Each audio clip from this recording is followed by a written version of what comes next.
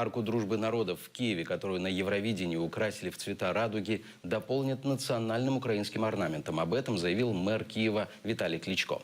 Представители компании, которая обклеивала арку, такое заявление удивило, а пользователи социальных сетей стали предлагать свои варианты декора.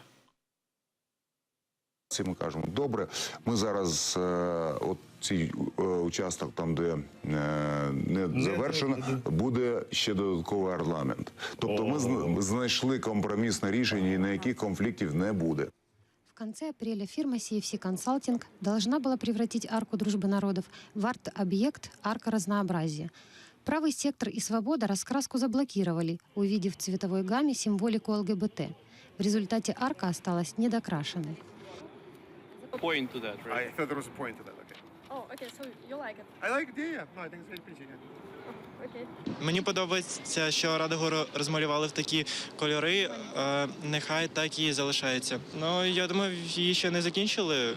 Ну, дуже приємно, що вона стала такою сонячною, райдужною, але не все ж зроблено. Трошки треба ще доробити щось, так? І тоді буде ще краще. Я не знаю, як так. Чи так було задумано, чи це воно просто повідривалось, але було б цікавіше, якби все було заповнене. Я буду зараз давати інтерв'ю, я просто завалю всю іншу роботу. Скажіть мені, будь ласка, тоді хоча б телефоном, то що ви... Сама по собі ця вишиванка, чи я не знаю, що вони там хочуть зробити, туди вона просто, вона естетично, вона туди не лягає. Ну, вона просто, це просто зайвий елемент. Я як автор, звичайно, я категорично проти. Директор департамента культуры Киевской мэрии объяснила нашей съемочной группе, что мэр имел в виду. Пан мер говорив про те, що обов'язково буде продовження такого арт-проекту.